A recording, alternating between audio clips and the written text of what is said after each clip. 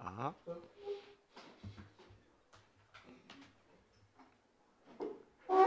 c'est pas le Père Noël.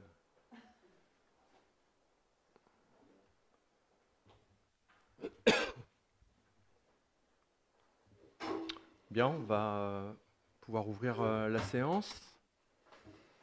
Le temps que le son arrive jusque dans les foyers. Petit temps de connexion, 2 petites minutes.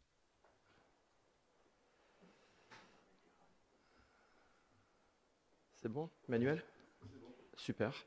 Bien, bonsoir à toutes et à tous.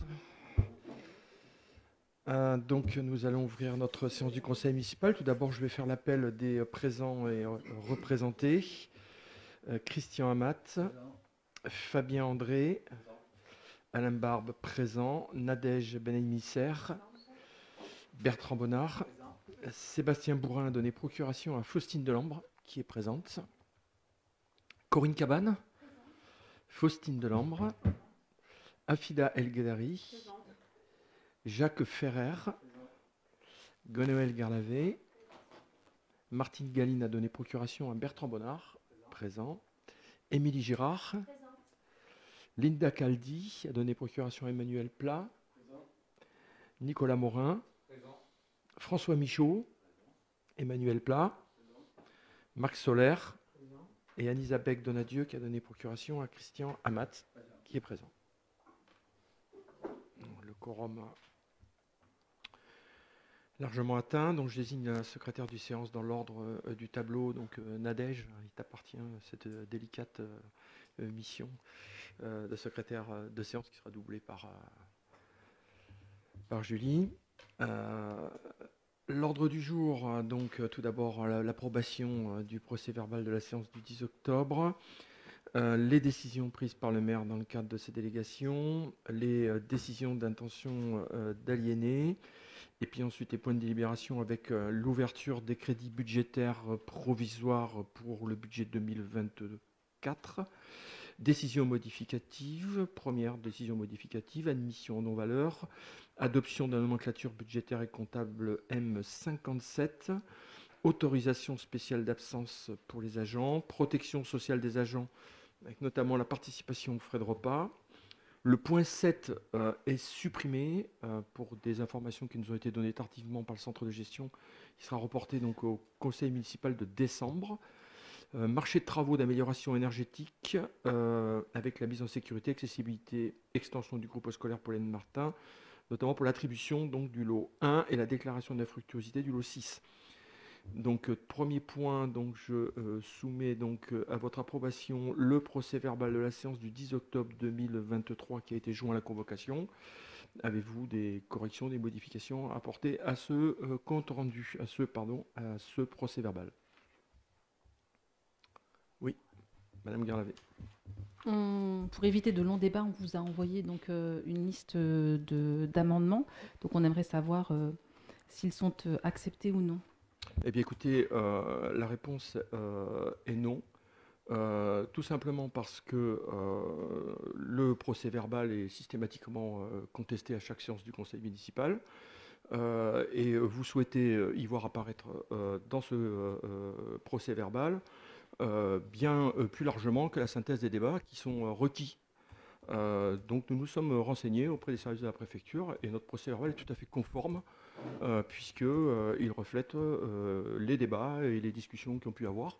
Bien évidemment, pas mot à mot, c'est pas possible de faire un procès-verbal avec autant de détails et nous avons cette confirmation par la préfecture, la sous-préfecture et notamment le sous-préfet Suzanne qui nous a bien confirmé que le procès-verbal n'est pas un verbatim mais bien une synthèse qui doit refléter les débats. Donc nous considérons aujourd'hui que le compte rendu est fidèle. Même le passage où vous nous attribuez des paroles qui sont inexactes, c'est-à-dire que notamment sur les décisions du maire, où vous nous faites dire que les décisions du maire ne sont pas dans la loi, ce que nous n'avons jamais dit. Nous avons expliqué que nous étions contre le principe d'autant de délégations au maire, mais les décisions du maire font bien sûr partie de la loi et vous nous faites dire qu'en fait elles ne font pas partie de la loi. Je modifierai volontiers ce passage, mais c'est le seul point sur lequel j'apporterai une correction. Voilà, donc je soumets à votre délibération donc l'approbation du procès-verbal de la séance du 10 octobre 2023. Est-ce qu'il y a des votes contre? 4, je suppose. Des abstentions? C'est voté, merci. Ensuite, décision du maire prise dans le cadre de ces délégations. Vous avez un tableau qui vous a été présenté sur les décisions du maire prises dans le cadre de ces délégations, notamment avec une étude d'ingénierie pour la vidéoprojection, avec la nécessité de mener cette étude avec TDF pour pouvoir mettre tout le dispositif de vidéo, avec Abyss, renouvellement du contrat de maintenance pour la médiathèque Marie-Rouanet, également avec Abyss le renouvellement du contrat de maintenance de l'école primaire, amplitude honoraire d'avocat et Mediae, modélisation hydraulique de l'ancienne école maternelle en lien avec la requalification du bâtiment. Nicolas Garcia, contrat de maîtrise d'ouvrage pour les travaux de rénovation du groupe scolaire, une émission qui correspond donc par rapport aux travaux qui, ça y est, vont démarrer. Corex, contrat de contrôle technique pour construction. Et puis Corex, contrat de coordinateur sécurité, protection santé, SPS, tout ça, ce sont pour les projets de la rénovation énergétique de l'école primaire. Voilà les décisions du maire donc prises dans le cadre de ces délégations. Si vous avez des questions, j'y réponds. Oui, Monsieur Ferret.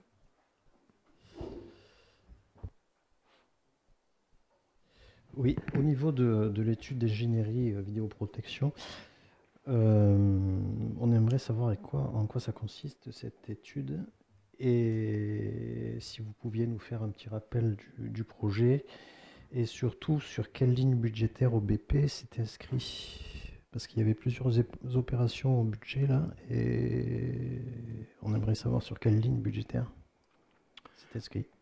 Alors, je serai complété par Emmanuel Plas si il le souhaite, après mon propos introductif.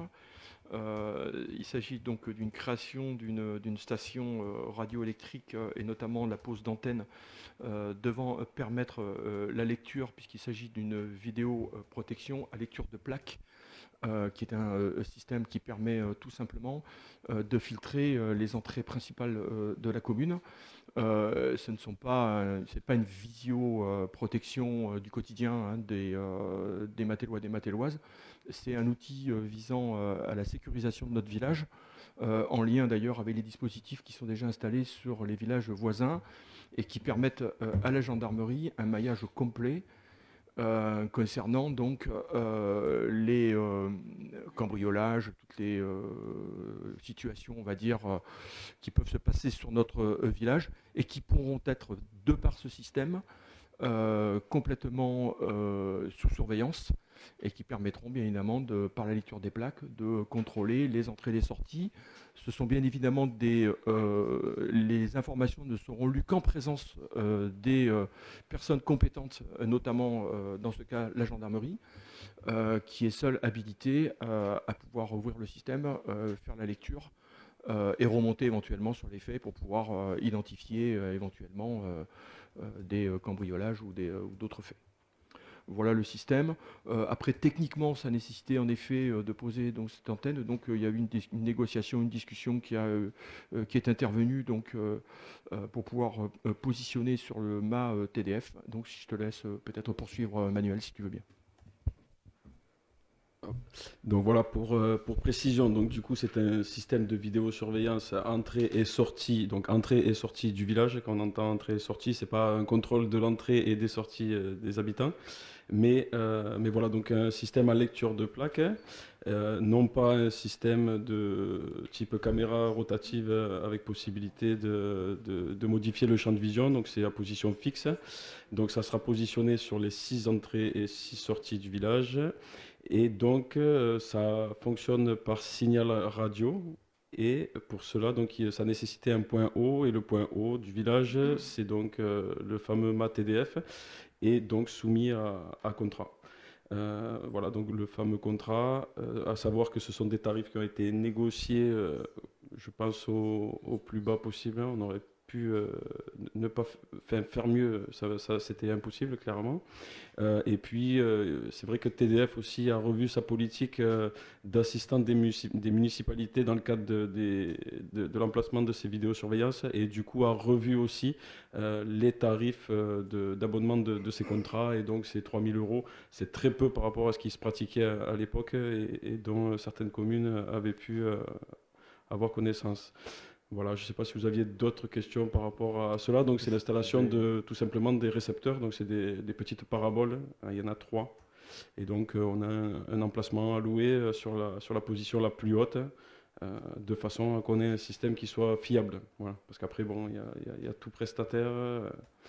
Et donc là, tout a été vérifié par drone, et on est sûr du coup du fonctionnement. Voilà, c'est carré.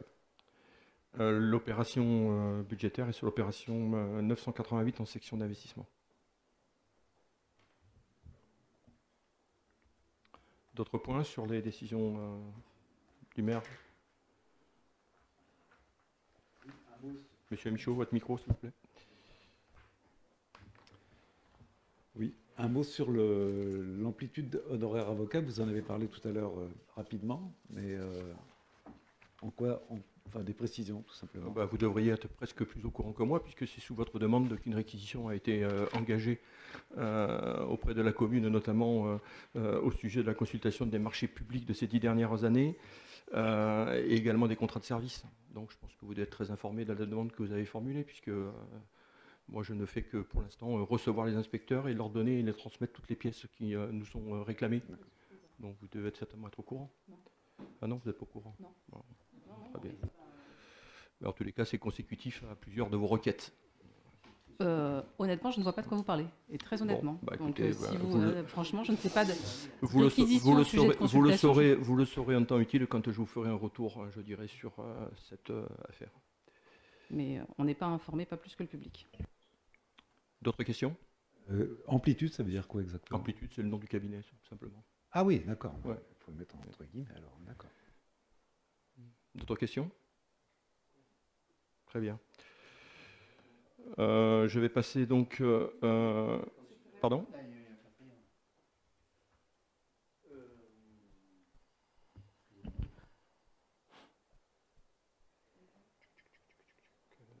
En quoi consiste média modélisation hydraulique, ancienne école maternelle?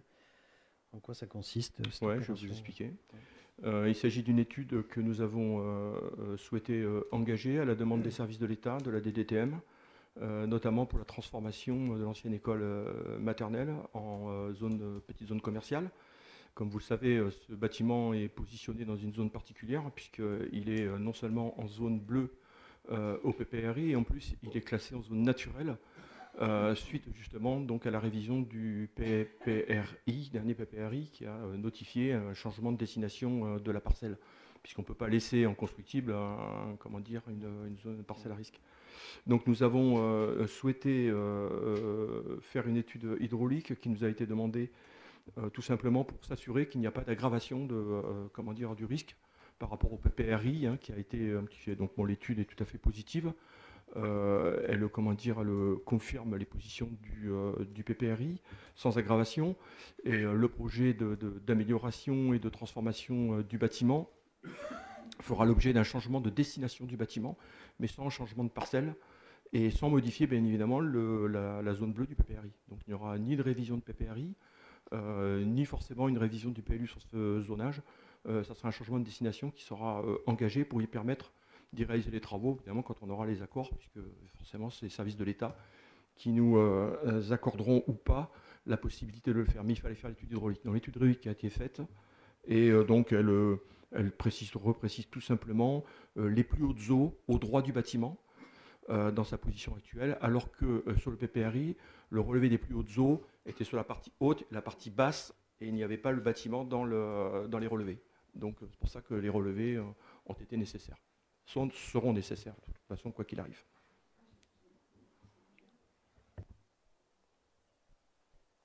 Oui, on avait cru comprendre qu'en effet, sur les niveaux retenus, il y avait plusieurs possibilités. Est-ce que donc vous pouvez juste nous confirmer que cette étude-là fait que, de fait, votre projet tel que vous l'imaginez pourra être fait, et peut-être juste nous repréciser aussi ce que ça engendre, c'est-à-dire si on a bien compris, c'est qu'on peut modifier le bâtiment, mais en tout cas, on ne peut absolument pas le détruire, pas construire autre chose, en tout cas, peut-être pas une construction... Alors, peut-être nous repréciser un peu ça, si ça vous dérange pas. j'apporte juste une rectification à votre propos. Il peut être détruit. Ça, c'est pas interdit. Hein. L'autorisation de démolir, ça, au contraire, je veux dire, même, ce serait peut-être plus satisfaisant pour les services de l'État. Le rebâtir, c'est-à-dire le démolir, le rebâtir, c'est absolument impossible. C'est-à-dire que si on le démolit, on ne pourra pas reconstruire.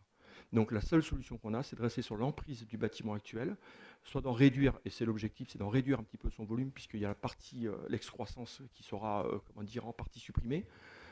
Et donc de rester vraiment sur l'emprise du bâtiment de l'ancienne école. Donc c'est vraiment, on parle vraiment d'une réhabilitation, d'une rénovation d'un bâtiment existant par un changement de destination. Mais il n'y aura pas de démolition et de reconstruction. C'est les seules conditions, sinon ça ne sera pas possible. Sachant que les conditions de construction du bâtiment amélioreront les conditions de l'inondabilité probable du bâtiment, puisqu'elle est quand même en zone bleue PPRI, c'est quand même pas pour rien que ça a été classé ainsi, puisque l'arrière du bâtiment sera rehaussé, et en fait la partie arrière du bâtiment viendra au niveau du plancher ici de la mairie, qui elle n'est hors zone à risque du PPRI. Voilà, donc l'objectif du projet est d'améliorer la situation du bâtiment par rapport à sa condition actuelle. Absolument. En plus, bon, les conditions d'utilisation du bâtiment, puisque on parle de commerce, comment dire, il n'y a pas de nuitée. Donc le risque n'est pas analysé de la même manière et c'est ce que d'ailleurs nos administrés ont parfois mal compris, c'est que parfois lorsqu'ils sont passés en zone rouge au PPRI, c'est notamment parce que on dort dans les maisons, c'est quand même fait pour ça, et que le risque est aggravé du fait que ce n'est pas uniquement une activité de jour, comme un commerce. Donc ça ne sera pas un commerce de nuit non plus, autant le dire. S'il est utile de le préciser. Voilà pour cette explication. Vous avez d'autres points? Oui.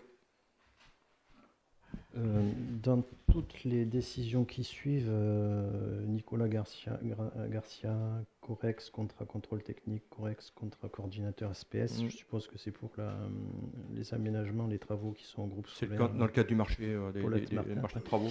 Donc ça, je suppose que c'est des situations de facture. Oui. On aimerait bien avoir le montant total qui a été prévu. Le prévisionnel des travaux, il y a la participation, participations, on les a pas eu. Est-ce qu'on pourrait les avoir? On vous les communiquera, je crois Nicolas Garcia, ça prend 4%, me semble-t-il, dans sa mission. Et puis bon, je sais pour les autres aussi, parce on vous les communiquera, il n'y a aucun souci avec ça.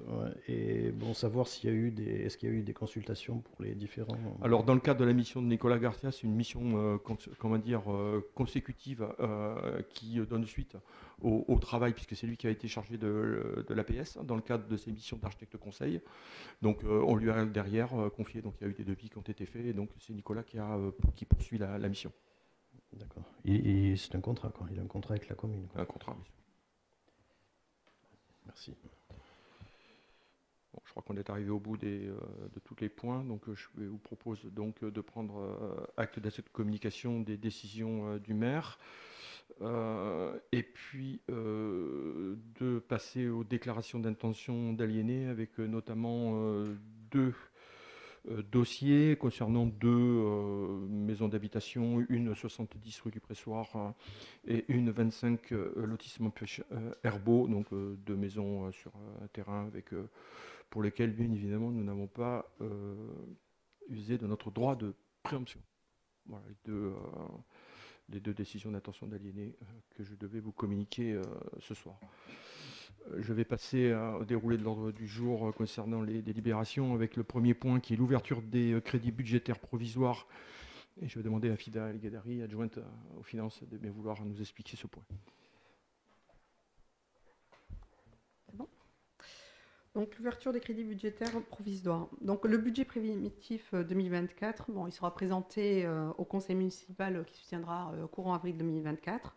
En attendant, l'article L 1612-1 du Code général des collectivités territoriales dispose que dans le cas où le budget n'a pas été adopté avant le 1er janvier de l'exercice auquel il s'applique, l'exécutif est en droit, et ce jusqu'à l'adoption du budget, donc en avril 2024, d'une part, de mettre en recouvrement les recettes et d'engager, de liquider et de mandater les dépenses de la section fonctionnement dans la limite de celles inscrites au budget de l'année précédente, de mandater les dépenses afférentes au remboursement en capital des annuités de la dette venant à échéance avant le vote du budget, c'est-à-dire à honorer le remboursement de nos emprunts. Ensuite, d'engager, de liquider et de mandater les dépenses de la section d'investissement sous réserve de l'autorisation de la collectivité précisant le montant et l'affectation des crédits dans la limite du quart des crédits ouverts au budget de l'exercice précédent et à l'exception des crédits afférents au remboursement, bien évidemment, de la dette de remboursement de nos emprunts. Donc ça veut dire que au budget en montant en 2023, en IMO incorporel, nous avions 214 746,20 €. Donc dans le premier trimestre et jusqu'à vote du budget, nous pouvons, dans la limite d'un quart des crédits votés, engager les dépenses, soit un montant de 53 686,55 €. Au niveau de tout ce qui est immobilisation corporelle, nous avions voté au budget 1 821 827,89 €. Donc nous aurons, monsieur le maire, après vote, pourra engager jusqu'à 455 456,97 €.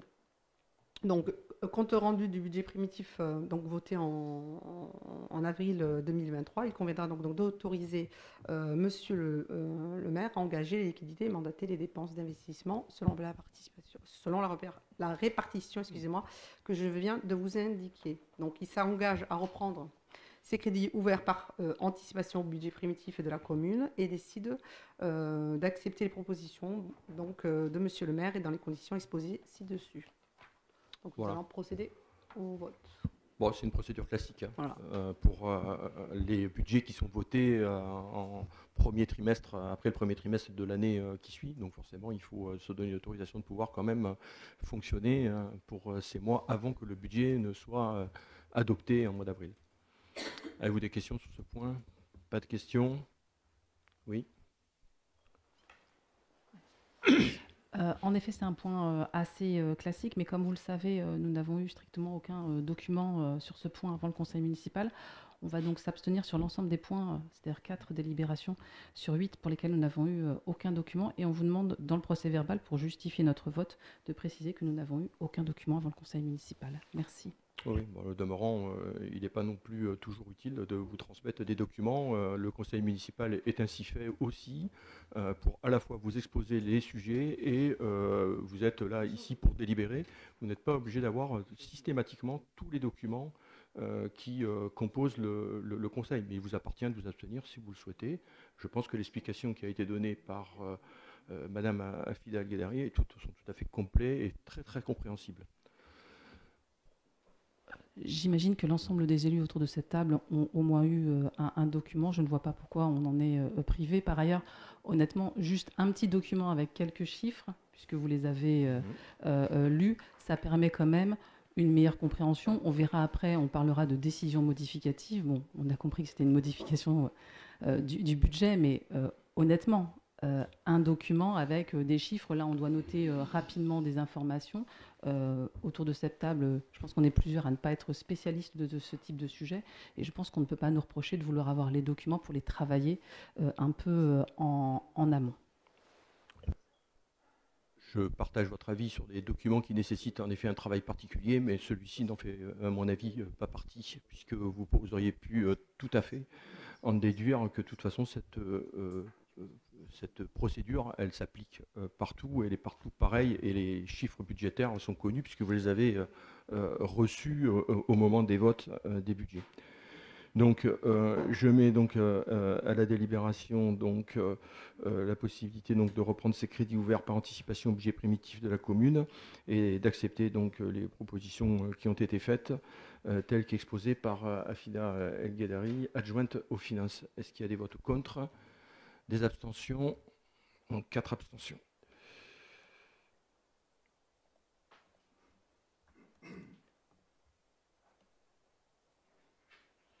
Point suivant, décision modificative au budget. Afida, je te redonne la main. Donc, seconde décision modificative, au vu de l'article L 1612-11 du Code général des collectivités territoriales, vu la nomenclature budgétaire et comptable M14, vu la délibération 2023-04-14-13 du Conseil municipal en date du 14 avril 2023 approuvant le budget primitif, considérant la nécessité de procéder à des ajustements sur les crédits votés sur l'exercice 2023, nous allons nous avions prévu une ligne de dépenses imprévue de l'ordre de 46 000 euros que nous allons imputer à des charges exceptionnelles et à des charges de personnel. Donc, je vais vous donner un peu plus de détails sur ces deux points. Au niveau des charges exceptionnelles. Alors, il s'agit en fait de titres qui ont été annulés sur des exercices antérieurs. Ça concerne l'exercice 2010. En fait, ce sont des titres émis en 2010 à l'encontre de la commune de Cazevieille, puisque les Mattel, à cette époque, recevaient les enfants au sein de l'école des Mattel. Donc, après avoir fait des relances et des relances, le Trésor public n'a pu recouvrer ces montants. Donc, il y en a pour... donc, du coup, on affecte les 6 000 euros dans charges exceptionnelles pour recouvrer les 5 941,57 euros que nous doit cette commune. Donc, il y a eu des relances au bout de 13 ans. Le Trésor public nous impose de barrer cette créance. Donc, ça, c'est... Donc, on affecte notre charge exceptionnelle là-dessus à hauteur de 6 000 euros. Ensuite, on impute 40 000 euros aux charges du personnel. Donc, vous savez très bien qu'il y a eu des agents absents en raison de santé et que nous accompagnons avec le conseil médical du CDG 34 vers des retraites anticipées, des congés longue maladie, une réintégration après de longs mois d'absence avec un aménagement du temps de travail. La commune continue de rémunérer ses personnels et d'engager des personnes pour les remplacer. L'humain n'est pas une science exacte. La maladie, ça s'improvise pas. Donc pour autant, le montant fixé au BP, qui reste une prévision, reste quasi stable parce qu'il varie seulement de 2,8% avec ces décisions modificatives. Donc voici quelques chiffres. Sur 2022, au chapitre 12, nous avions mis au BP 1 293 650 000 euros. Avec la décision modificative qu'il y a eu en 2022, on est passé à 1 318 650 000 euros. Et alors qu'en 2023, on passe de 1 239 245,60 à 1 279 245,60. Malgré cette décision modificative qu'on fait aujourd'hui d'augmenter ce poste de 40 000, on reste quand même en baisse de 39 404 euros. Donc, si le but d'affecter ces 40 000 au poste aussi au poste de charge de personnel, c'est aussi la volonté politique de valoriser les SIA des agents qui se sont investis cette année. Donc, par l'absentéisme, ils ont dû combler le vide. Donc, ils ont été présents. Donc, pour nous, voilà, c'est une pratique d'assurer la continuité, la qualité du service public. Donc, c'est une décision voilà, de compléter, aussi d'envisager les primes de fin d'année. Ensuite, il y a au niveau des investissements, on a dû inscrire des crédits. En fait, une opération en fait, comptable, en fait, c'est à l'équilibre. Hein. Au niveau de l'opération patrimoniale, on a dû rajouter 14 000 au chapitre 041. En fait, une fois que les études qui sont rattachées à des travaux réalisés et finis doivent remonter et être affectés à ce niveau de ces travaux. Donc aujourd'hui, le Trésor public, le trésorier nous suit sur ces points et une fois que les travaux sont finis, il nous dit maintenant il faudra affecter le montant de ces études à ces travaux. Donc il y en a pour 14 000. C'est à l'équilibre, en fait, c'est une opération qui s'annule, mais il faut bien remonter ces éléments dans le bon compte et dans les bons chapitres.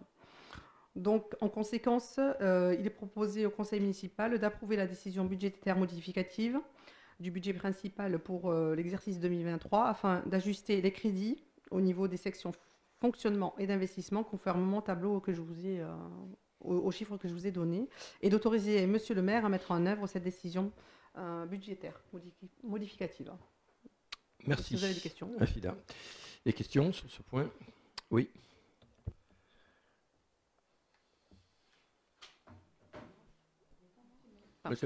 C'est bon. Pour être bien sûr d'avoir compris, vous venez de nous dire donc, que la mairie de Cazevieille, dont on accueillait les enfants jadis, refuse finalement de payer pour les enfants, c'est ça? Je peux vous donner des précisions. C'est un très vieux dossier puisque les enfants de Cazevieille ne sont plus dans nos Oui. écoles depuis maintenant Oui. plus de 10 ans, je crois. Si c'est pas, c'est plutôt 15 ans. En effet, à l'époque, les enfants de Cazevieille étaient rattachés à l'école des Matels avec la commune de Saint-Jean-de-Cucul. La commune de Cazevieille était à cette époque-là en difficulté financière. Et donc, on n'était pas payé, tout simplement. Donc, c'était des relances. On n'a pas réussi, nous, à s'en débrouiller. Donc, c'est passé, évidemment, c'est remonté au niveau du trésorier qui a été chargé de recouvrer donc ces participations. Ce sont tout simplement les participations aux frais d'école. Voilà. Donc, et le trésorier, au bout d'un certain temps, a considéré qu'il ne pouvait pas récupérer cette dette et donc nous demande tout simplement de la supporter sur le budget communal. Voilà, donc ce qui n'est quand même pas pour nous arranger, hein, je ne suis pas très ravi, hein, mais malheureusement... Médiation du président de la communauté de communes, ça n'aurait pas marché? Pardon, non, pas. C'est pas une compétence de la communauté de communes, hein, et donc je ne suis pas là pour régler des différends. Mais ça peut être aussi médiateur, ça peut être bien. Oui, mais médiateur, ça je peux l'être, mais en plus, bon, il y a un nouveau maire, mais bon, c'est quand même, voilà, c'est quand même un dossier un peu compliqué. Bon, c'est dommage que le trésorier n'ait pas pu recouvrer ses sommes, parce que je pense que le budget de Cazevieille, il n'est pas non plus dans une situation plus catastrophique que pourrait l'être notre propre budget. Hein. Toutes les communes sont tendues aujourd'hui. Les budgets sont compliqués. Hein. Il y a beaucoup d'augmentation des coûts de fonctionnement qui sont quand même plus importants. On l'a vu aussi avec les coûts RH. Hein. Et donc, c'est pas simple. Mais c'est un peu le risque que l'on prend, malheureusement, hein, quand on fait des coopérations avec les communes voisines, notamment sur les écoles. Et donc, c'est une veille que l'on a maintenant. On est extrêmement vigilant à ce que soient réglés les frais de scolarité des enfants scolarisés sur nos communes, pour les communes notamment du Triadou et de Saint-Jean-de-Cucul. Et on a d'ailleurs, avec la directrice générale des services, remis en place une méthode de travail différente, de manière à être davantage aussi dans l'amont, dans la concertation, dans l'explication aussi des contenus. Parce que forcément, quand on amène des factures, alors là, ça fait toujours trop, hein. Ça coûte cher, la scolarité, hein, des enfants. Mais ce n'est pas à la commune des Matels non plus de compenser systématiquement les écarts, hein, qu'il pourrait y avoir. Donc là, on est maintenant extrêmement vigilant, une expérience suffit. Donc on fait des facturations, des mandatements maintenant plus fréquents, alors qu'avant il y avait des mandatements une fois par an. Maintenant, ce qu'on fait, c'est qu'on fait des mandatements plus réguliers, de manière à aussi de préserver notre trésorerie. Parce que c'est quand même des coûts qui sont quand même assez importants pour la commune. Voilà, donc je suis au regret, hein, d'avoir à passer cette DM, hein, parce que je préfère les avoir dans les comptes des communes et l'utiliser pour les besoins, notamment les besoins scolaires, qui sont toujours plus nombreux jour après jour.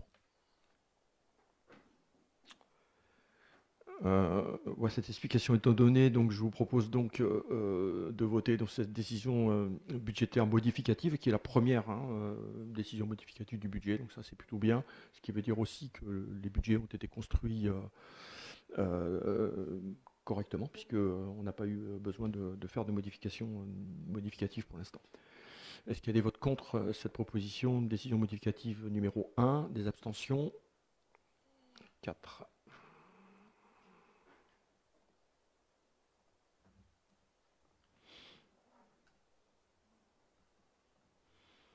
Ensuite, admission en non-valeur. Je crois qu'on y revient un peu. Donc, Afida, je te laisse poursuivre, c'est la même chose. Hein. Mais bon, je laisse Afida quand même présenter le sujet, hein, puisqu'il y a un vote derrière. Voilà, donc ça continue. Donc, on a Monsieur Thierry Milan, trésorier de Saint-Mathieu-de-Tréviers, qui a fait parvenir à la mairie des Matels l'état des créanciers recouvrables et éteintes pour un montant de 6 357,49 €.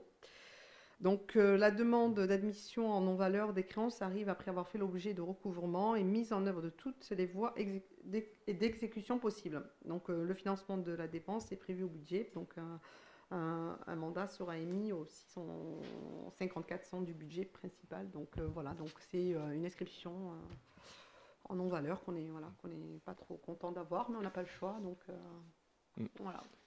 J'ajouterais qu'il fut un temps où il était proposé au conseil municipal de délibérer sur notamment une prime au trésorier pour justement avoir à la fois bien évidemment suivi les comptes de la commune, nous avoir apporté le conseil qui est nécessaire dans le quotidien de la vie comptable de la commune, mais aussi pour ses réussites sur les recouvrements.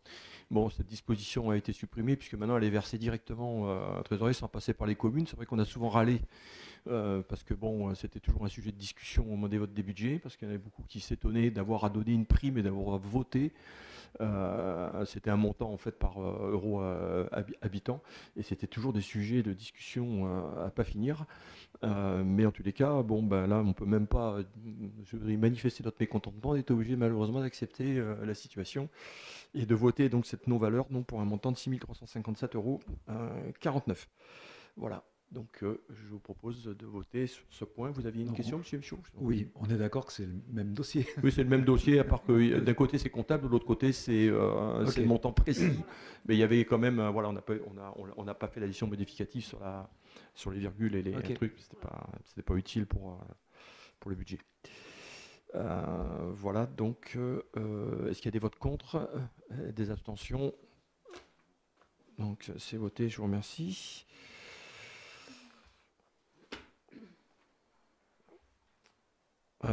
Adoption de la nomenclature budgétaire et comptable M57. Moi, c'est un petit peu de la chimie comptable, donc on va laisser Afida nous expliquer un peu en quoi ça consiste. Je pense que je ne vais pas faire une leçon ni un cours de compta, je vais juste expliquer brièvement un peu qu'est-ce que c'est, pourquoi M57. Parce qu'avant on était sur la nomenclature M14, donc la nomenclature budgétaire et comptable M57 est l'instruction la plus récente du secteur public local. Je ferai un résumé après. Instauré au 1er janvier 2015 dans le cadre de la création des métropoles, le référentiel M57 présente la particularité de pouvoir être appliqué par toutes les catégories de collectivités territoriales, régions, départements, établissements publics, de coopération intercommunale et commune. Parce qu'avant, chacun avait une M différente en fonction que ce soit en région ou en département. Donc, il reprend les éléments communs au cadre communal, départemental et régional existant. Et lorsque des divergences apparaissent, retient plus spécialement les dispositions applicables aux régions. Donc le M57 étant toutes les collectivités, les règles budgétaires assouplies dont bénéficient déjà les régions, offrant une plus grande marge de manœuvre aux gestionnaires. Ainsi, en matière de fongibilité des crédits, faculté pour l'organe délibérant de déléguer à l'exécutif la possibilité de procéder à des mouvements de crédits entre chapitres dans la limite de 7,5% des dépenses réelles de chacune des sections et à l'exclusion des crédits relatifs aux dépenses de personnel. Le périmètre de cette nouvelle norme comptable sera celui des budgets créés selon la M14, soit pour la commune d'Ematel, son budget communal. Donc une généralisation de la M57 à toutes les catégories de collectivités locales est programmée au 1er janvier 2024. Pour information, cette modification de nomenclature comptable entraîne automatiquement un changement de maquette budgétaire. De ce fait, pour le budget primitif 2024, la colonne BP-N-1 ne sera plus renseignée car appartenant à une autre nomenclature comptable. Considérant que la collectivité souhaite adopter la nomenclature M57 abrégée à compter du 1er janvier 2024 et a reçu l'avis favorable du comptable public. Donc après avoir délibéré, on autorise le changement de nomenclature budgétaire et comptable du budget communal de la commune d'Ematel au 1er janvier 2024. On autorise Monsieur le maire à procéder à des mouvements de crédit entre chapitres dans la limite de 7,5% des dépenses réelles de chacune des sections et à l'exclusion des crédits relatifs aux dépenses de personnel. Et on autorise ainsi aussi Monsieur le maire à signer toutes les pièces nécessaires à l'exécution de la présente délibération. Alors, pour simplifier, en fait, aujourd'hui, la M57 on a la compta des collectivités, mais elle va plus se rapprocher de plus en plus de la comptabilité un peu privée. Quand on dit qu'on ne pourra pas comparer le N-1, c'est qu'en fait, les comptes vont changer. Il va y avoir des comptes qui ne seront plus les mêmes. Donc, il faudra comparer ce qui est comparable. Et ça va être très compliqué de comparer du 2023 avec du 2024 et dire, oui, ben, pourquoi ce poste a augmenté, vous avez explosé celui-là. Vraiment, il y a des réaffectations qui vont se faire. Et donc, voilà, la lecture va être un peu plus complexe. On essaiera d'expliquer au mieux au moment venu, mais voilà, c'est ce qui va voilà, changer. Mais ça va se rapprocher un peu de la compta privée et surtout qu'on ait une harmonisation de toutes les comptas, de toutes les collectivités, tantôt que ce soit région, département, voilà, que ça se lise un peu plus de la même manière. Voilà. Voilà pour les explications techniques. J'ajouterais aussi que le fait du passage à M57 va supprimer le compte de gestion.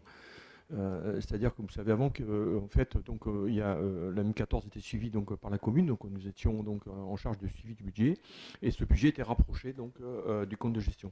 Le compte de gestion étant tenu par la trésorerie.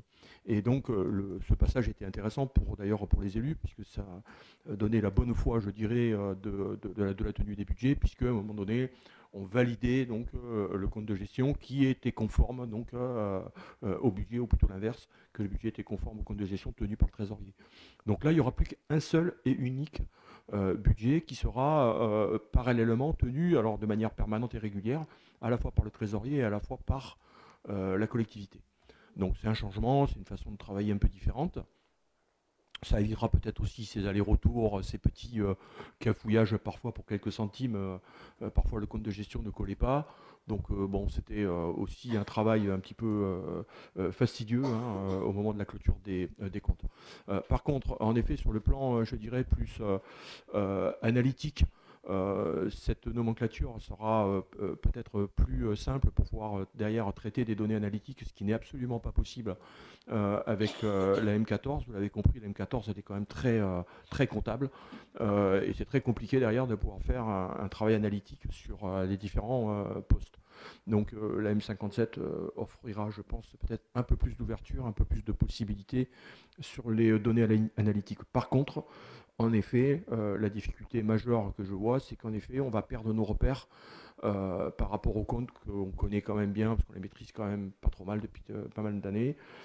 Et puis, on a des suivis et des évolutions par chapitre et par compte. Ça, forcément, on ne va plus l'avoir, on va avoir une rupture. Et la difficulté va être de construire des budgets sur cette base et de pouvoir suivre nos dépenses avec des comptes qui seront nouveaux.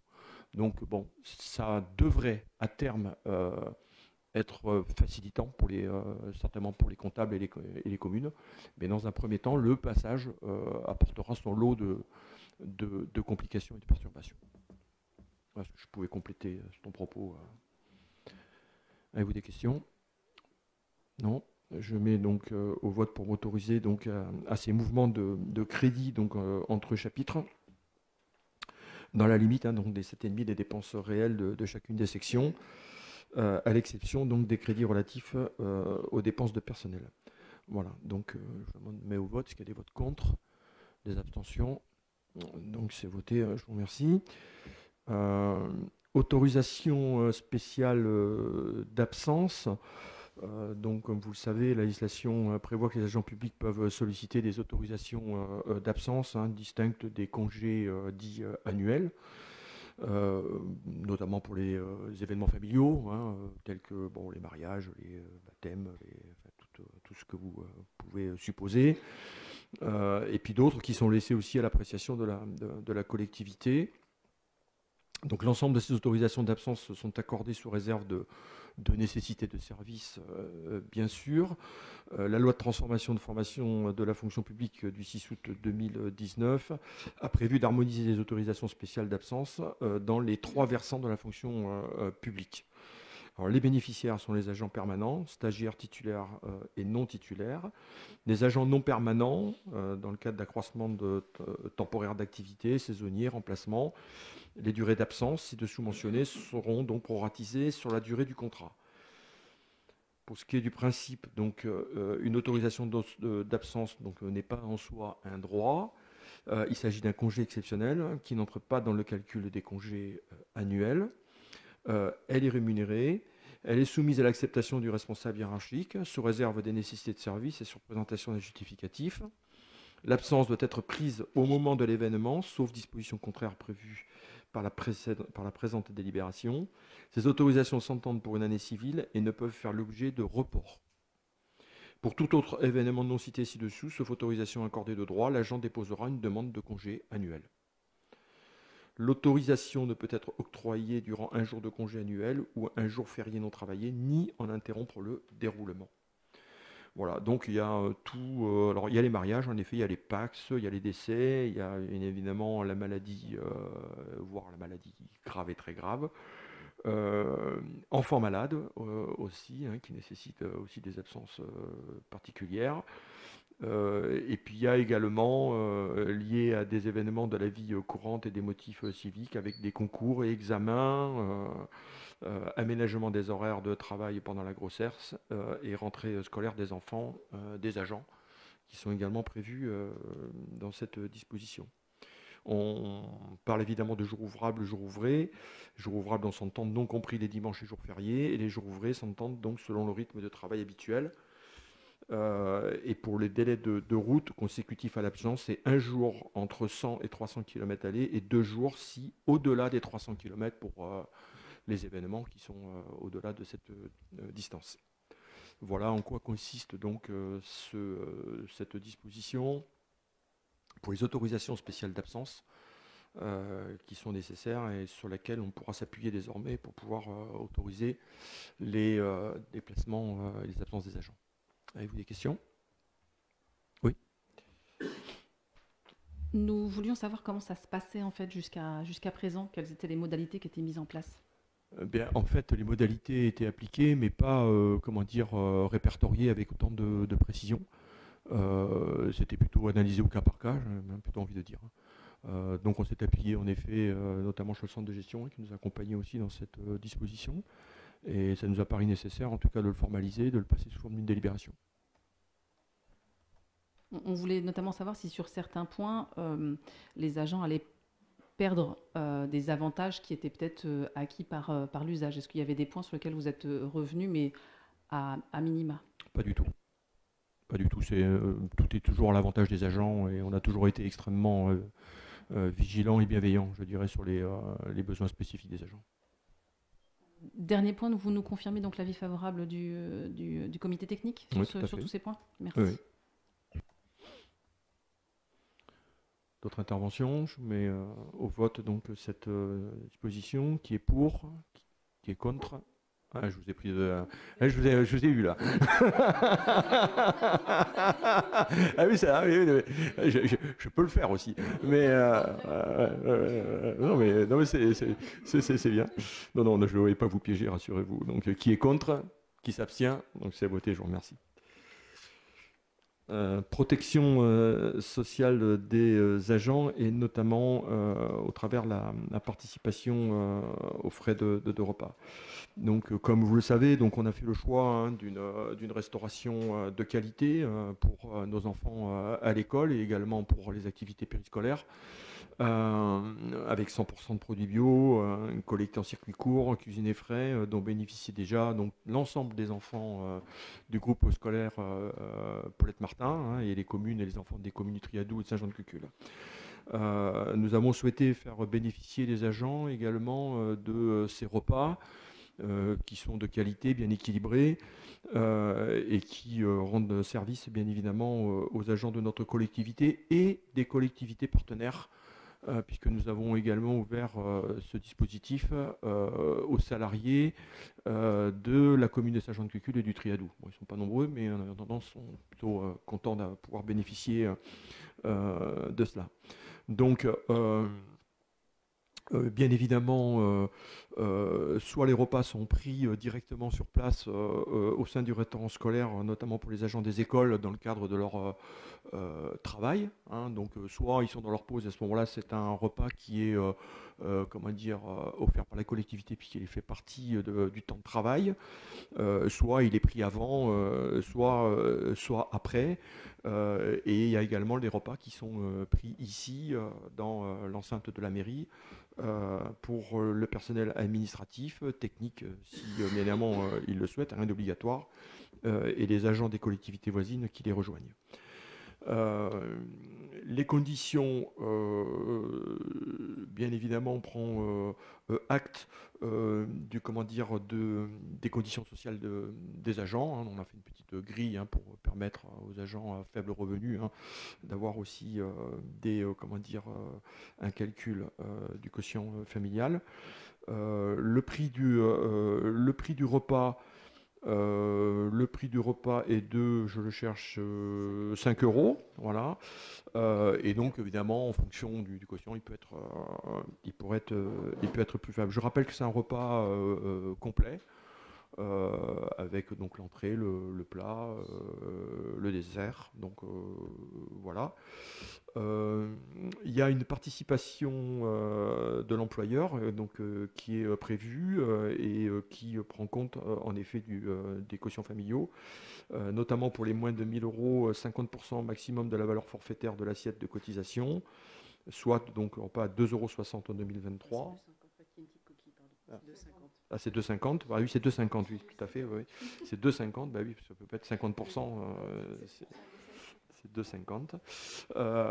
Et puis entre 1001 et 2000, c'est 50% de la valeur forfaitaire de l'assiette de cotisation moins 20 centimes, donc 2,40 €. 30. Mais tout est décalé, pardon.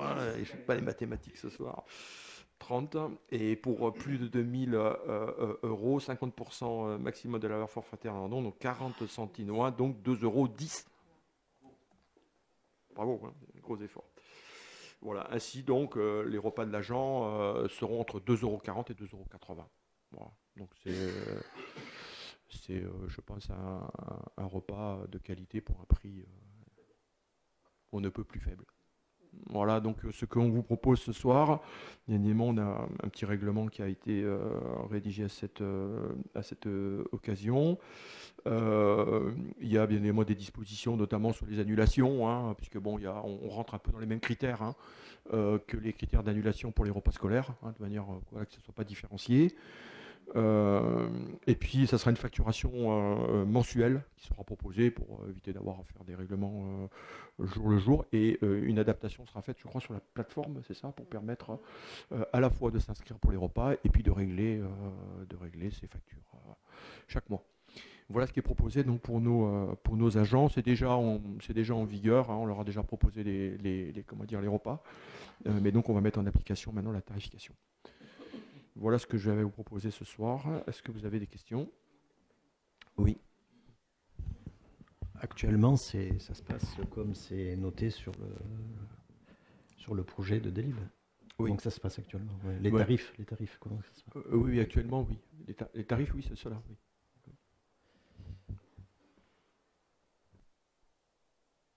D'autres questions? Donc, je propose donc d'approuver la participation de la commune donc, aux frais de repas des agents tels que définis dans le présent règlement et de fixer donc à 5 € le prix de repas adulte et l'adaptation donc des tarifs en fonction des quotients familiaux de chacun d'eux. Est-ce qu'il y a des votes contre? Des abstentions? C'est voté, je vous remercie. J'arrive donc. Alors, le point 7, je vous l'ai dit, donc je l'ai supprimé. Nous aurons l'occasion de le repasser le mois prochain. Donc, j'ai le marché de travaux d'amélioration énergétique, mise en sécurité, accessibilité et extension du groupe scolaire Paulette-Martin, avec notamment l'attribution du lot 1 et une nouvelle fois la déclaration d'infructuosité du lot 6. Donc, comme vous le savez, donc, on a lancé une procédure adaptée qui a été lancée conformément aux articles qui le prévoient dans la commande publique, sous la forme d'un marché de travaux ordinaires à prix forfaitaire pour une durée d'1 an reconductible tacitement 3 fois. Les critères d'analyse donc ont été de 60% pour la technique, 40% pour le prix de la prestation.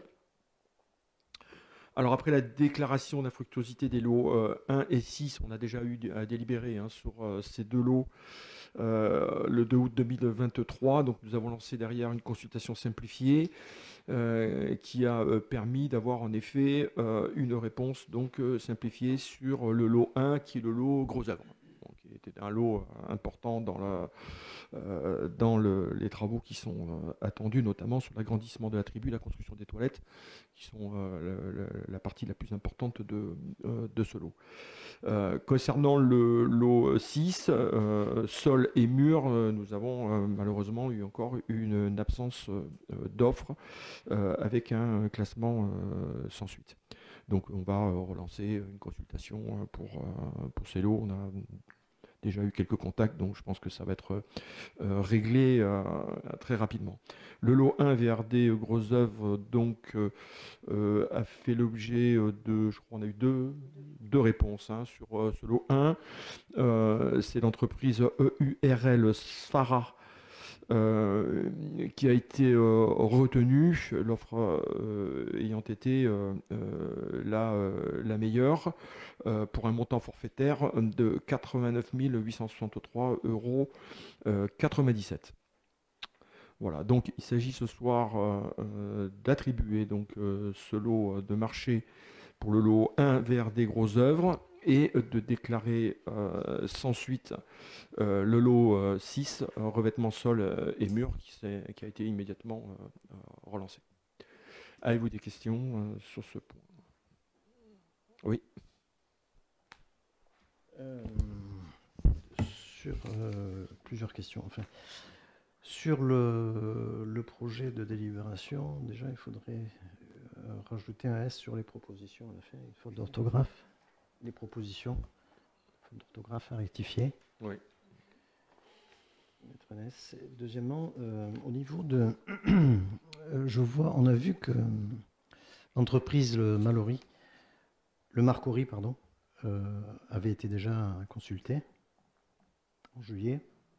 Ils avaient répondu sur une première proposition. Oui. L'offre était énorme. Était anormalement haute. Oui, elle était énorme. Et tout d'un coup, on se retrouve, elle était exactement à 129 387,05 hors taxe. Sur le même projet, apparemment, puisqu'on n'a pas le détail du projet, sur le même projet, tout d'un coup, il se retrouve à 92 500 € Bah oui, hors taxe. il faut leur demander, faut leur poser la question à eux, pas à moi. Non, mais c'est énorme. Une baisse énorme, sans négociation. Oui, mais je rappelle qu'en effet, ils étaient très au-dessus. On n'avait pas compris d'ailleurs pourquoi leur offre était aussi haute par rapport à l'estimation, puisque l'estimation était bien plus faible. Donc je pense qu'ils ont retravaillé leur dossier. Je pense qu'il y a dû y avoir peut-être une erreur sur leur première... parce que s'ils avaient été au prix la première fois... comme il n'y avait pas d'autres candidats, ils auraient remporté l'offre. Ouais, donc je pense que, je sais pas, ils ont revu leur proposition. Il y a une baisse relative de 28%, c'est sûr. Ouais. Ça veut dire qu'il y avait une marge de manœuvre sur une négociation possible. Bon, ça n'a pas été fait. Bon. Oui, si, ça a été fait. Par contre, la société Sfara, elle est supérieure à l'estimation des travaux de 44%. L'estimation des travaux, le gros œuvre, elle est de 62 078,79. Et là, on se retrouve à 89 863,97, donc 44% en plus par rapport à l'estimation. Il y a quand même, moi je trouve qu'il y a quand même un problème entre l'estimation et les travaux à réaliser.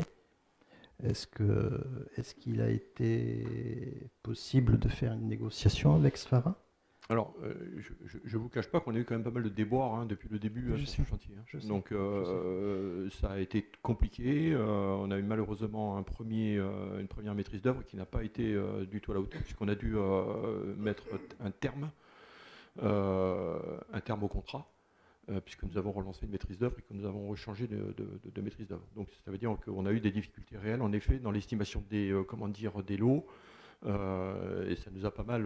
Je pense que l'estimation dont vous parlez, c'est l'estimation en effet de départ, et qui en effet était quand même un petit peu en deçà du coût réel des travaux. Bon, sachant qu'entre-temps, il y a eu une forte augmentation aussi, et vous l'avez certainement compris, tout ça a augmenté, et les entreprises, évidemment, répercutent les augmentations des matériaux. Donc les estimations n'étaient pas bonnes au départ, quoi. Je pense que c'était plutôt l'estimation de départ qui était trop Qui faible. n'étaient pas bonnes. Voilà. Il était payé, ce monsieur-là, économiste? Il était payé, cet économiste? Excusez-moi, c'est pas qu'elles étaient pas bonnes, c'est qu'elles étaient évaluées au coût à l'instant où on a. Oui, mais il y avait de grosses différences quand même. Oui, mais justement, il y a de grosses différences parce que. Oui. Oui, mais on sait que les matériaux ont augmenté, on sait, tout le monde le sait, hein. Mais je pense que les économistes du bâtiment, ils sont au courant de toutes ces augmentations et ils suivent de près, comme un comptable, ils suivent de près les évolutions des matériaux et ils font leurs estimations. Et s'ils sont économistes de la construction, c'est ils sont vraiment au courant, quoi. Enfin, en tous les cas, nous avons mis un terme à la maîtrise d'œuvre et nous avons évidemment rémunéré sur le travail réalisé et pas au-delà. D'accord. D'accord. Donc, Voilà, c'était bon. La question finale, c'était de savoir s'il n'y a pas eu de négociation avec Sfara, quoi. il y en a eu, hein, Julien. Ah oui, une négociation a eu lieu, hein, avec tous. Hein. Non, mais réel, quoi. Sur le prix qui est annoncé. Oui. Est-ce qu'il y a eu un prix annoncé supérieur à 89 000 ou est-ce que c'est le prix définitif? Oui, hein. Oui. Il y a eu une négociation. Il y a eu une C'était quoi le prix retenu au départ? Alors là, je l'ai pas Avant en tête. négociation? Oui, si tu l'as, oui, vas-y. Ah, pardon. Attends, je vais te donner la. Donner, vas-y. Ouais, je peux couper, Jean? Merci. Je passe mes journées à faire ça justement avec mes clients dans le BTP où je vois leur marge. Il y en a qui n'arrivent pas à impacter le prix puisqu'il y a des devis qui ont été signés à des dates avec leurs clients. Il me dit aujourd'hui je suis en perte avec ce client parce que je ne veux pas le perdre. Il va me faire travailler sur d'autres mais il sait que le prix va augmenter. Mais effectivement, ces écarts de prix ou de marge, on a fait une estimation des devis à un moment donné. Aujourd'hui, on a en fait, aujourd'hui, c'est juste au coût de la matière première aujourd'hui. Donc, si c'est depuis un petit moment, effectivement, qu'on a fait ces démarches, les prix des matières premières, je vous garantis qu'aujourd'hui, c'est mon combat avec mes clients de leur dire mettez des clauses maintenant avec vos clients en disant attention par rapport au coût des matières premières, voilà, qui font que fluctuer tout le temps. Donc voilà, donc ça c'est, vous insistez sur le prix de départ et ce qu'on a aujourd'hui, mais c'est que l'impact de l'évolution de la conjoncture économique aujourd'hui. Voilà. Sachant que je rappelle que, et je les ai rappelés tout à l'heure, les critères, c'était 40% le prix de la prestation et 60% aussi la valeur technique. Hein, donc le prix n'étant pas non plus le critère premier permettant à une offre, je dirais, de s'imposer, puisque c'est une analyse, je dirais, particulière, puisque les conditions de ces travaux qui vont se réaliser, on l'a encore vu ce matin, puisqu'on a fait une réunion de chantier préparatoire aux interventions dans l'école. Et je peux vous garantir que c'est pas simple, et vous le savez certainement, Jacques, parce que vous avez certainement dû le faire. Intervenir dans une école en activité, ça reste quand même une situation particulièrement délicate et difficile. Et chaque classe, toutes les classes sont extrêmement personnalisées.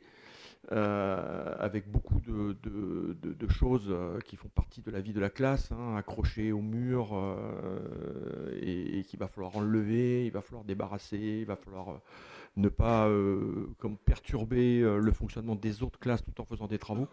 C'est pour ça qu'on a souhaité mettre un accent particulier sur la valeur technique. On a besoin vraiment de gens compétents, efficaces, rapides, respectant les plannings. Et c'est là-dessus qu'on a pensé que la note était importante. Le prix, certes, mais le critère de technique est aujourd'hui très important. Voilà, donc je vous propose donc ce soir de déclarer donc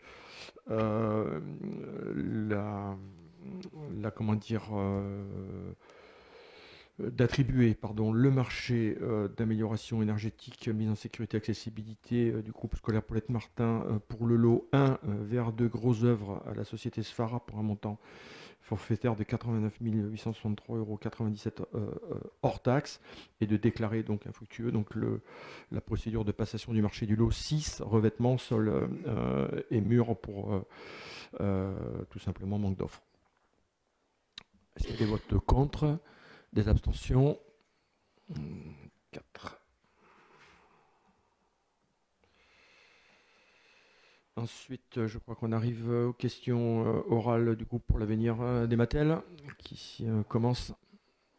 Oui. Donc, pour le conseil municipal des jeunes, quel est l'âge minimal et maximal requis pour être candidat ou candidate au conseil municipal des jeunes? Combien y a-t-il de sièges au sein du conseil municipal des jeunes? Quelles sont les dates prévues des élections de ce CMJ et la date limite de dépôt des candidatures?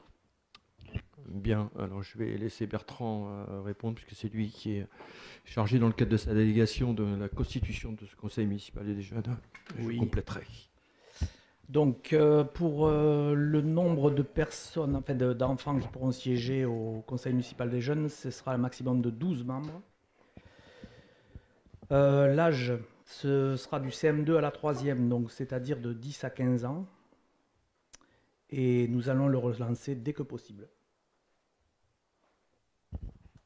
Ouais, sachant que le premier appel qui a été fait, me On semble-t-il, a fait par le service jeunesse. en 2022, nous avons relancé, nous avons eu 5 candidatures, donc nous n'avons pas relancé le CMJ avec 5 personnes, enfin 5 enfants.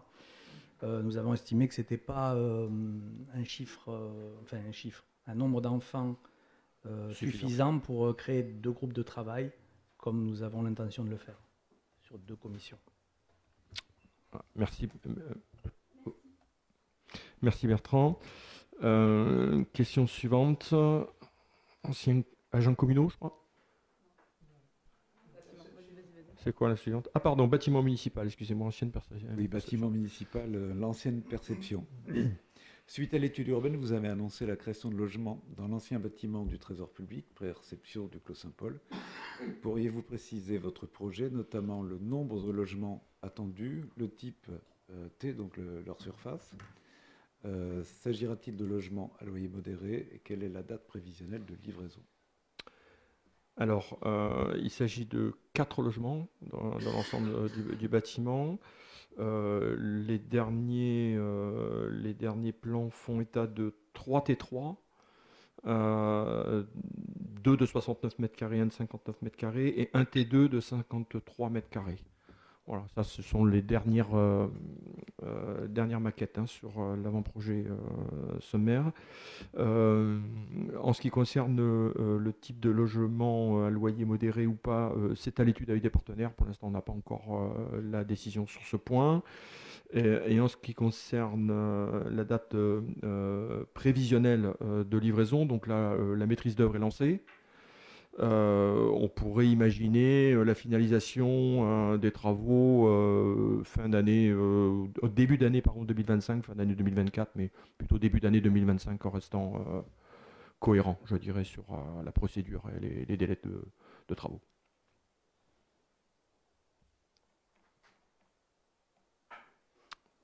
Oui, le point suivant. Agents communaux, en tant que fonctionnaires ou contractuels, les agents communaux acquièrent des heures de formation et peuvent vouloir les changer en euros pour acheter une formation. Les fonctionnaires et contractuels ne sont pas autorisés à faire seuls cette transformation, ils doivent obligatoirement passer par leur employeur. Le 25 novembre dernier, l'ensemble du conseil municipal a été destinataire du mail d'alerte d'un agent pour lequel la mairie n'a, semble-t-il, pas transformé ses heures en euros après une demande datant de plus de 3 semaines. Cet agent demande que sa situation soit débloquée en urgence. À quelle date pensez-vous régulariser cette situation afin que ces heures de formation soient transformées en euros? Alors la réponse va être simple, c'est que nous sommes là dans l'instruction administrative d'un dossier RH et que je n'ai en aucun cas à vous faire aujourd'hui état de cette sollicitation que vous me faites.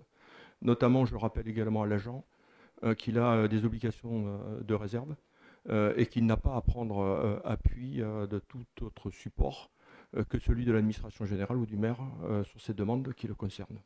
Donc je ne répondrai pas davantage à la question que vous me posez à l'instant. Je passe aux questions diverses. Juste pour information. C'est pas un débat, Madame Garlavé. Vous avez juste, posé la question, je vous ai répondu. Oui, est-ce que je peux Normalement, non, je suis désolé, je ne vous autorise pas. Est-ce que vous me permettez, je vais pas débattre avec vous, je voulais juste vous donner dans le cadre dans lequel on a posé cette question. En effet, on n'est pas là pour évoquer des cas individuels. En revanche, je trouve intéressant, et c'est pour ça que nous l'avons formulé en ce sens, d'avoir cette information et de savoir comment ça se passe. et qu'en effet, ce sont des informations qui peuvent servir à tous. Mais ce sont des informations dont les salariés ont connaissance et qui sont traitées par l'administration générale. Et j'ai répondu très clairement à cette question posée. Questions diverses. Tout d'abord, vous dire que j'ai reçu de la part des enfants de l'école, je ne l'ai pas pris ici, vous l'avez là, Julie ? Une gentille lettre. Donc ça vient des enfants des classes de CP-CM1, CP-CM2 de l'école élémentaire Paulette Martin et des professeurs des écoles, donc Géraldine de Douche, Anne Zamit et Chloé Boulanger. Alors c'est un courrier pour faire suite à leurs travaux. Vous savez qu'ils ont travaillé ces derniers temps. Je cherche où est-ce que j'ai mis mes petites notes, je les ai perdues, mais je vais les retrouver. Voilà, attendez un petit instant, excusez-moi. Voilà. C'est cible, c'est ça ? Voilà, alors c'est pour le projet d'aire terrestre éducative. Voilà, j'avais mangé le nom, je ne me souvenais plus ce que voulait dire ATE. Voilà, donc bon, ils ont travaillé l'année dernière sur le projet. Je les ai orientés notamment vers la plaine de loisirs pour pouvoir réaliser ce projet visant à travailler sur la biodiversité et sur ces sujets.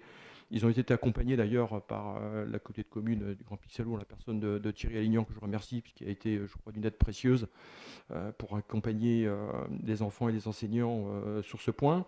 Donc ils ont identifié en effet sur ce lieu quelques végétaux, notamment des plantes exotiques.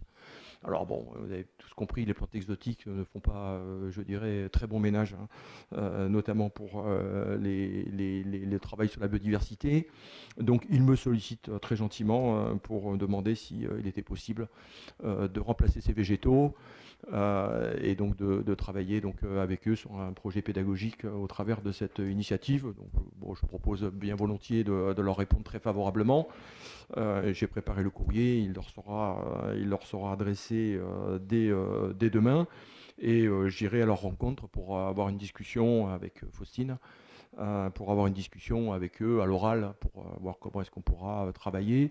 Je crois que je leur avais transmis un paletier, notamment des végétaux, qui avait été produit par le CAUE, qui avait fait un travail remarquable, notamment sur les essences qui étaient à privilégier dans nos territoires, et particulièrement dans le sud et dans l'Hérault, par rapport au sol et par rapport au manque d'eau et à tout ça. Donc je crois que ça serait intéressant de travailler. Voilà, donc jolie petite lettre que je montre signée par les enfants. Et dès à présent, je les rassure sur la réponse favorable, et je vous associe, si vous en êtes d'accord, à cette réponse pour accompagner les enfants sur cette belle initiative de développement durable. Ensuite, j'avais tout simplement à vous donner quelques dates sur les festivités à venir, avec notamment des expositions, une exposition à la médiathèque qui aura lieu du 1er au 23 décembre sur la thématique de l'esprit de Noël, donc dans la salle de l'Astragale. Donc je vous invite les publics à s'y rendre. Il y aura également 2 dates pour les ateliers mémoire, toujours à la médiathèque, le 11 décembre. Le marché de producteurs du dimanche par quinzaine qui aura lieu le 3 décembre, et puis un marché de producteurs élargi avec un marché de Noël le 17 décembre. Également le marché des potiers, traditionnel marché des potiers qui nous rassemble les 9 et 10 décembre. Le Noël des enfants qui aura lieu aussi le 17 décembre dans la cour de l'ancienne école maternelle, avec la venue du Père Noël. Je vous le donne peut-être ces dates un peu en avance, mais peut-être pour que vous les notiez dans vos agendas. Les vœux du maire seront présentés le 20 janvier dans le restaurant scolaire à l'école, au groupe scolaire, et le repas des aînés est prévu le dimanche 28 janvier. Voilà pour les dates que je voulais vous donner. J'en aurai bien d'autres à vous communiquer, mais je me réserve sur le conseil municipal de décembre pour vous les communiquer. Voilà ce que j'avais à vous dire. On est au bout de l'ordre du jour. Il me reste à vous remercier. Je crois qu'on aura encore une fois à se retrouver avant les fêtes de Noël. Bonne soirée à toutes et à tous.